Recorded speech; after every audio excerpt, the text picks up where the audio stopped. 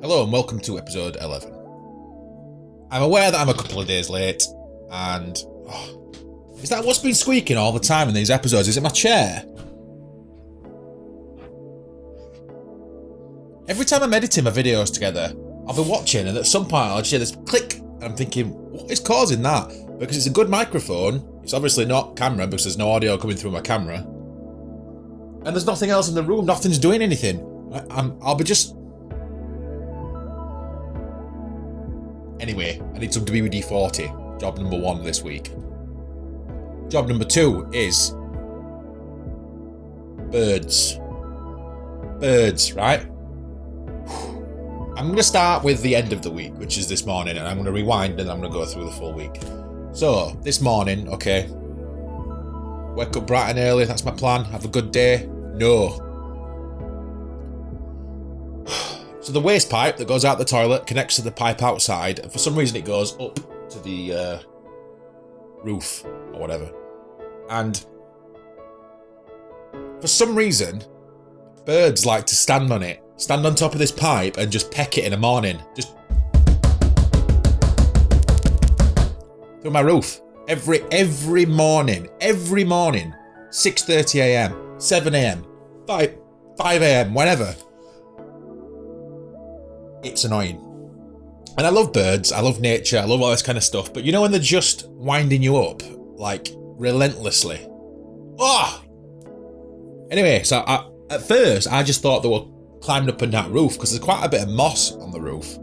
So my first thought were, I'm going to get a ladder and I'm going to rake all this moss off and jet wash it so it's nice and clean. And then I actually caught them in action a few days back, and I videoed it on my phone. And I went outside and they basically just stand on the edge of this pipe. It's got like a little debris filter thing. They stand on it and they just peck it. Peck it. I can't... Oh, in fact, I can fly my drone up and see what they're looking at. Ooh, that'd be a good idea. Anyway, they're annoying me. They're annoying the shit out of me. What can possibly be in that pipe that's so interesting that they have to peck it every day for like 20, 30, 40 minutes every single morning? There's got to be something... I need to look. That's for next week. Anyway, I'm going to look after I finish filming this because I'm grumpy when I don't get my sleep.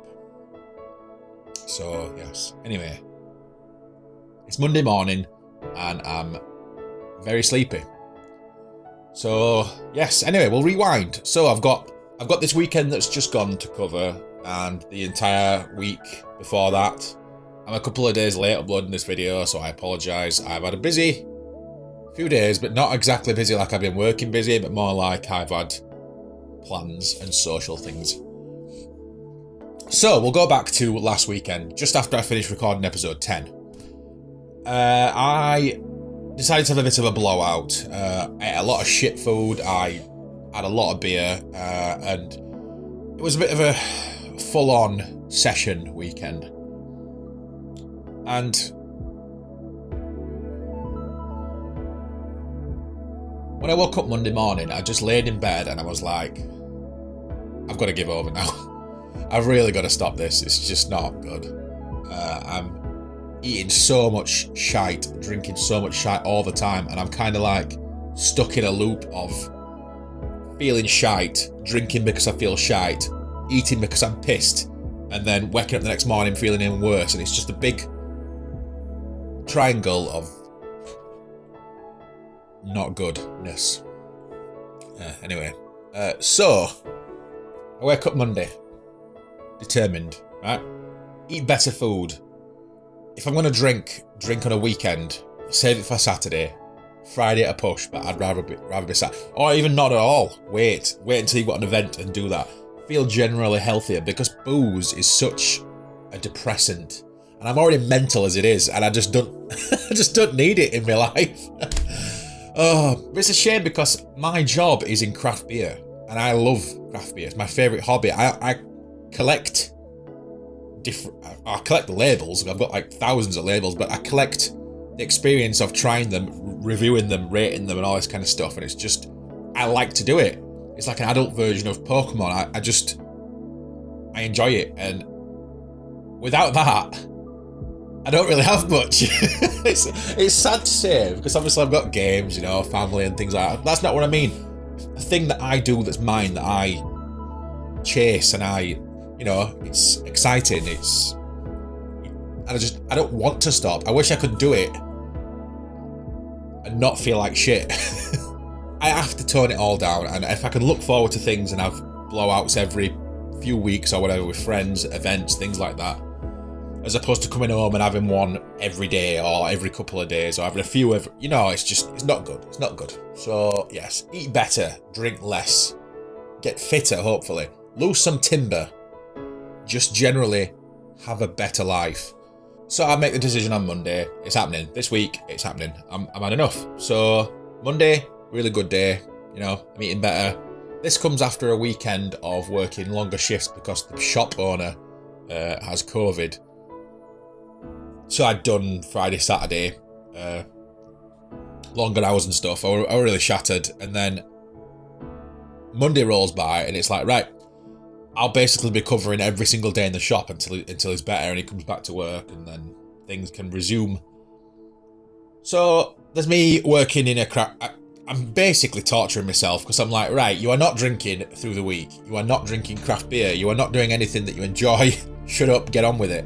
Right? So I make it hard by offering to work every single day to cover. So not only am I making myself not drink and not do stuff, I'm surrounded by all this beer that's coming in. And I'm getting deliveries of all this new stuff, these big triple IPAs and imperial stouts. I'm just like, my God. Not fair. So I made it hard on myself. And if that weren't enough, it's also St. Patrick's Day.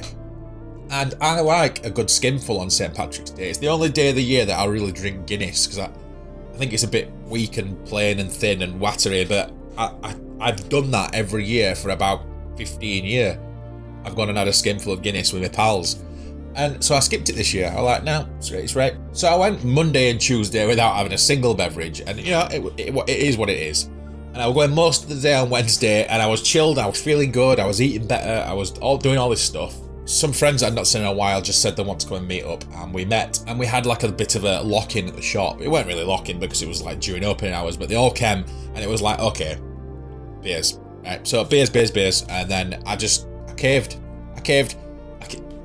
and I had like 4 beers, and the next morning, Thursday, I woke up feeling like utter shit. So I spent all Thursday just miserable. Back to work again, obviously. Did that was fine. While I was there with my friends, I had a couple of really nice beers, and I was like, I didn't go overboard, but I think I only had like 4 or 5 drinks, but the mistake I made were I was starving. I was on a completely empty stomach. The things that I'd been eating in smaller doses, you know, like Little and Often, or whatever it's called. I was just hungry all day, and it must have gone straight to my head. So I think I had like 3 beers and a gin, and then 1 beer to finish off with. An hour. Oh man, I don't think I've ever felt as drunk as quick. And that night, I came home and I fell downstairs. I fell down the stairs from about 4 steps down all the way to the bottom, and it absolutely killed. It weren't so much the impact on my arse, it was more that in my silly little state, my brain thought it was a good idea to try and slow myself down instead of just flopping and falling. And by slowing myself down, it meant spreading my elbows and my legs out like that to kind of grip like Spider-Man as I slipped down the stairs. And it didn't work at all. All it's done is absolutely smashed my elbow and my right knee in. So it's just, it's just been a weird week. And in the moment, I remember slipping, right? I didn't misstep. I stepped and I slipped. And I've got these new socks, right? Although they're not new, I've had them for about a month, but they're really thick and fluffy. And I just slipped. And in my semi-pissed state, I told Jess that it was because of my slippy socks. And she's not let it go all weekend. Oh, it's just... oh. So yeah, I've had a really shitty hurting arm all week, and my right knee's been absolutely knackered. It's still killing now. But it was funny, I suppose. And I did slip a second time, right near the bottom, but I managed to just grab onto the banister and the wall and stop myself. But I did it again, so it must have been the beverage, because I've not slipped since. Friday was a interesting day. Very interesting, shall we say the least. Very, very interesting. So Mario Kart 8 dropped their first pack of DLC courses, which is 8 new courses, and they're really fun. Really enjoyed them. They're a bit basic, but it was nice just to play new tracks. I suppose that means we're not getting a new Mario Kart for at least 2 years. But new courses, new stuff to do. Could be cool. I don't know. So I played them Friday morning. Woke up. That's what I did first thing. You know, went straight up to 200cc, and I made a video on YouTube just smashing those first levels for the first time, and I was pretty bad, to be fair. Jumping straight into 200cc on a level you've never played. I think I came first on them all apart from like 2. And this morning I just quickly went through them again and got the 3 stars, you know, coming first every time in a row. So that was cool. That's all uploaded. That's on YouTube if you want to watch that. That's pretty, you know, awesome. What's not awesome is when I went to the bottle shop again, and I was covering, because he's still off with COVID, the owner, so I was doing the night shift on my own, and it was the worst. It was my worst bar experience. So I had a bar job when I was like 19, 20, 21 or whatever, for about 4 years. And that was in like a working men's, you know, full of arseholes all the time, and not even one bit of drama that happened week in, week out in that place compared to the shitty Friday. So I've been in for a while. I've been in since opening at 12, and it got to about 8 o'clock, and this pissed up guy came in with his dog, common as muck. Honestly, it was just, it comes in, and it is, from the get-go, is just rude. It's really rude. And at the time, the bar was quite full. You know, there was a lot of people in, and it was proper loud shouting.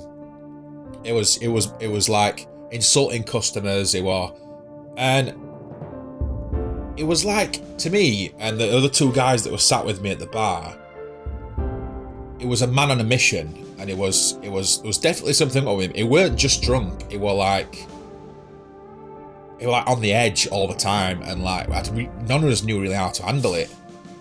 And me being on my own as well, I was quite like, I need to play this carefully, because I just didn't want him flipping off, and I don't know. It was just a scary situation.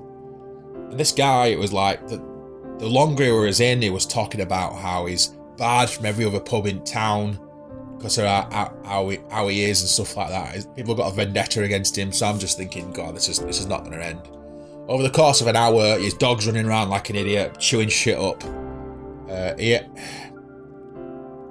This lad starts getting more and more aggressive and like in my face and talking inappropriately, making offensive remarks and stuff like that. And I'm at this point, I'm quite like worried for not only my safety, but the people that were left in the place. After about an hour, 90% of the people that were in the shop had left.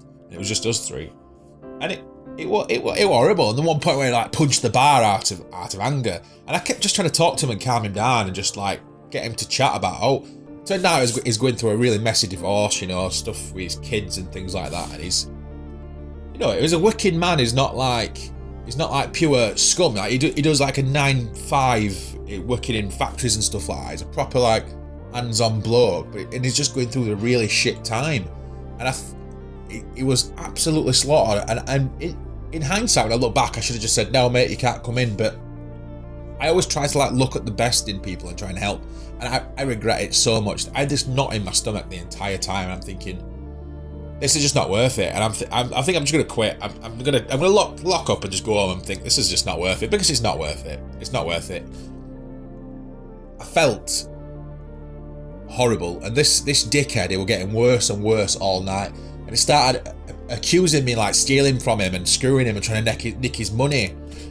And after about two and a bit hours, it finally left.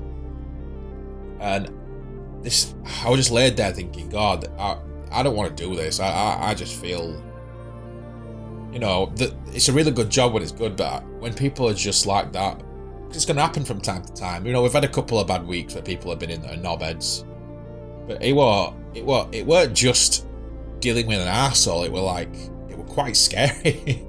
Which is weird to say because you don't really, I don't know, it's hard to admit something scary, even if it's just another bloke. That I felt like you were gonna, as you were boiling at different points, you were getting angrier and angrier. I felt like he was just gonna pull one of the shelves down, and each shelf contains like 5 grand's worth of bloody beers. He's imported expensive stuff from all over the world, and he could have just pulled one of these down, or smashed it, or glassed me, or anything like that. He could have done anything because he were, like I say, he were a man on a mission, and he were looking to cause trouble and get a reaction, and I just didn't know how to handle it. And I tried my best like the entire evening, and I think I did a really good job at just keeping him calm.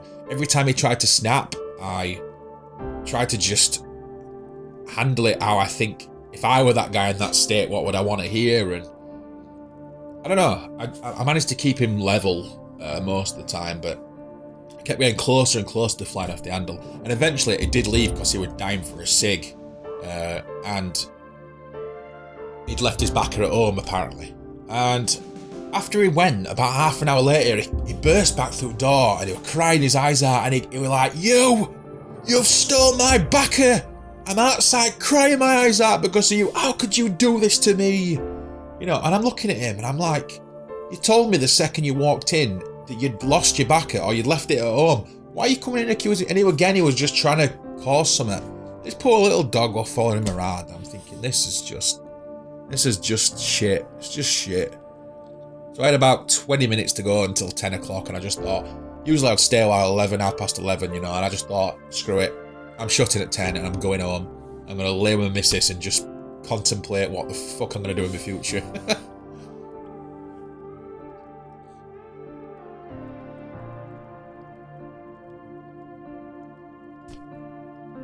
I've got myself worked up now. Anyway, the next day rolls by and I wake up and I feel a little bit better, you know. I still do, even after all that, usually my go-to would be to just get a drink, you know, and like calm myself down and all this stuff. But I just didn't want to. I just felt sad. And I just went home and I just laid on the sofa and I laid on my missus, just rested my head on her. I was just like, and I think we just laid there for about half an hour and I'm just like, oh, I got some food and just went to bed. It was shit. So shit. So yeah, the next day we were umming and ahhing whether I'm going to be able to have the day off or not, because there was no one to cover, so it's probably going to be me for another 12 hours. And to be fair, that was the last thing in the world, the last thing in the world I wanted to do after that last night. So luckily there was someone else that could cover for the afternoon shift, so I could at least have a bit of time off with my family. So I weren't going to go in while about 6 PM and then just do the night shift. So me, my missus, daughter, and some of my family and stuff like that, we went to this little pub, and it's this horse box that this man's turned into like a bar, and it's on the Transpennine Trail, which is just a big path that connects all different parts of England together. So we just went for a walk together. The weather was beautiful. It was like a good summer's day in England, but yet it was like the middle of March, so it was nice. It was really nice. So I actually got a bit sunburnt. I tend to get it on my knuckles and my fingers before anyone else in my body, and I could see that it was burning. So I took my little hat and protected my head. Had a couple of Guinnesses and stuff like that. I was just chilled out in the sun with my family. We were laughing, having a good time. You know, my nephew came, my mum and all my brothers and that came. It was really nice. It was really, yeah. I really enjoyed it. I really needed it. It was a good switch off. And then 6 PM came and I went to work, and it was surprisingly a really, really good evening. Jess came with me and she sat at the bar for the night just talking to me. There were a lot of people that came in, really nice couples. Lamantry and Lania came in, which were really nice. We were talking for a little bit. It was good to see them. Finally got to meet Jess, and we just, yeah, really lovely couple. If you've not watched his stuff on YouTube or on Twitch, I'll put the links in the description below. It's definitely worth checking out. He's a really good guy. American guy, moved to Germany, lived there for a bit, and now he's back in sunny Yorkshire. living over near us. So yeah, it creates really good content, really humble guy. So make sure you check him out. Towards the back end of that night, there was this couple that this bloke comes in every single Friday and buys like 60, 70, 80 quid worth of beer. And it was out drinking on a Saturday. He never drinks in it. He always just buys some to take home after work. And it was out with his wife, and they were really funny. I'd never said more than like 2 words to the guy. He comes in, he usually puts some beer down and goes, and I'll give him suggestions and stuff like that. But and we were talking for about 4 hours. It was great. It was so funny, and she were really down to earth, really nice woman. And so I was behind the bar. Jess was sat on the end of the bar, and these two were just next to it. And we just spent the entire night just nattering about stuff. And we were talking about like life and children and all this kind of stuff. And this woman kept saying, just like my dad used to say, what's in meat comes out in gravy. Like, what? And she just kept saying it. I'm trying to think, what the fuck does that even mean? What's in the meat comes out in the gravy. Anyway, and it just turned into like the saying for the evening. It was great. It was a good laugh. So I was quite nervous that this lad were going to come in again and ruin the night, but especially with my missus being there, so I was more in like protective, ready mode, just in case. So if he'd have come to the door, I'd have just walked over him and like, see you later, nope, goodbye. I'm putting you on my own personal pub watch. But no, it turned out to be a really nice shift, and it would have been an amazing end to it if I'd not left my work keys at home. I was thinking I'm going to have to get a taxi from the shop back home, which is like 10 quid, pick my keys up, come back to the shop, lock up, and then get the taxi back home. 30 quid. Look, forgetting my keys were going to cost me 30 quid. But no. I rung up the owner and I was like, yo, can I just borrow your keys? And I'll bring them straight back. And I think it ended up costing us like 15 quid. Taxi from the shop to the owner's house, get the keys, back to the shop, lock up, and then home. So yeah, happy days. Sunday morning came by, played a little bit of Mario Kart with my daughter, that were a good laugh. And then we decided to do that walk again, so we went back to the horseshoe pub thing that's over on the Transpennine Trail. And even though it looked just as sunny, it was absolutely freezing. Well, for the first like 15-20 minutes of the walk, it was really nice. Then all of a sudden it was like, wow, it's really cold now, really, really cold. And I'm the dickhead that's in my shorts and my shirt and that. So yeah, we planned on going to this place again, having a couple of beverages, going out for tea, and then just chilling. But the place that we wanted to go for tea only did Sunday dinners. I'm not a fan of Sunday dinners. I used to have Sunday dinners like 4 days a week back at my mum's house all my life, so I'm not keen. I loved them when I was growing up, but I just don't. I like Sunday dinner on Christmas Day, I like it on New Year's Day, and I usually like one around Easter, so there's probably one coming up soon. That'll do me for a year. So yeah, the place I wanted to go, we didn't end up staying, and we went somewhere else. We're looking through the menu. My daughter was adamant that she wanted sausage and mash, and there was none in the menu, so I thought, well, I'll go and see if there's a kids menu. I go up to the bar and I ask the woman, have you got a kids menu, please? And she goes, turns around, walks at least 25 metres to the other end of the bar. It's a really long bar. Goes around the corner of it, walks all the way back to where I am, and 2 metres to the left.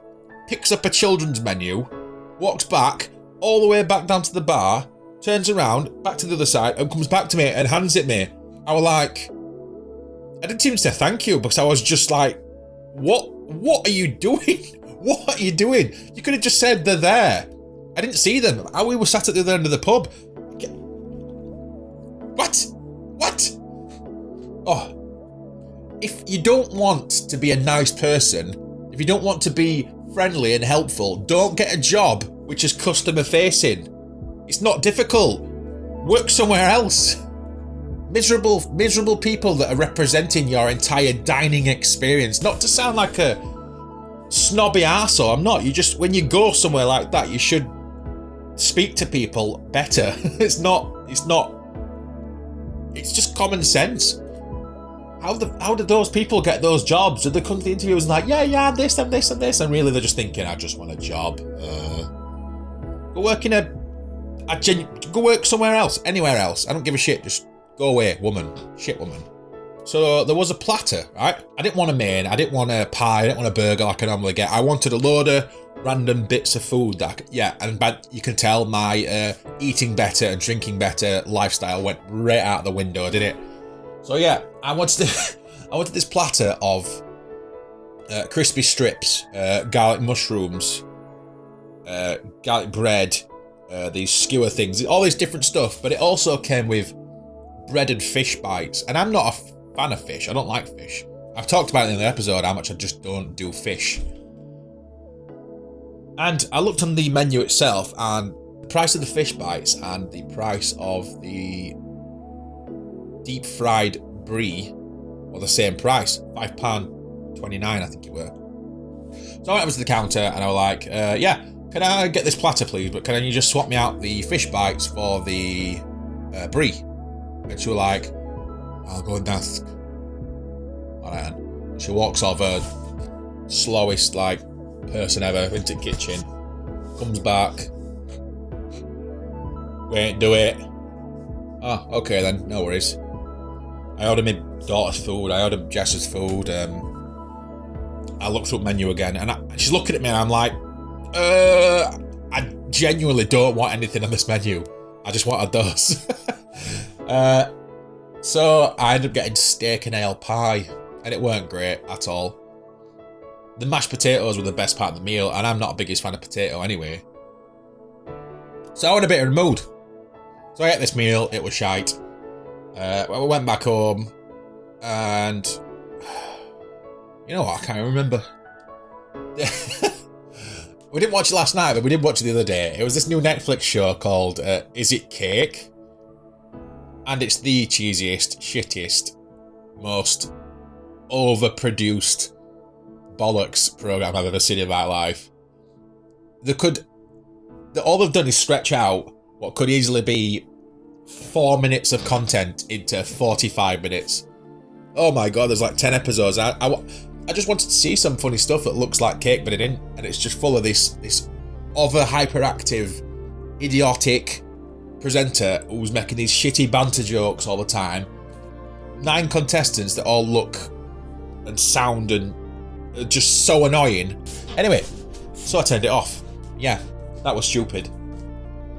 What did I watch last night? I can't remember. Jesus Christ. Still thinking about them birds. So my job this week is to get some kind of contraption up there on the top of that pipe that spikes the fucking birds when they come to sit on it and peck my pipe. Yeah, I just don't like it. It wouldn't be so loud, but because the pipe obviously connects to the toilet, it's like hollow and it's just amplified, and you can hear it every inch of the house. Whew. Anyway, so yeah, that's me. That's me for this week. So this next upcoming week, what the hell am I doing? Let's have a look. Where are we? March. The last week in March. Monday, Tuesday, Wednesday, Thursday, Friday, nothing. Nice. That means I've got work to do here. That means I've got shifts at the shop. Saturday, I'm going to Home Firth, which should be a good laugh. Me and my friend are going to a beer tasting event thing, which has been in this pipeline for a couple of months. Looking forward to that. Should be a good laugh. And nothing else. No. So this episode's probably going to be about 25 minutes. And next week's is probably going to be about 5 minutes. Anyway, so yes, have a good week, and yes, I will see you all next weekend. Again, apologies for being a day late. I am recording it this morning, Monday morning, posting it at some point this afternoon, and I will see you all in probably 6 days, unless I'm extremely hungover. Yes, take care and have a good one. Goodbye.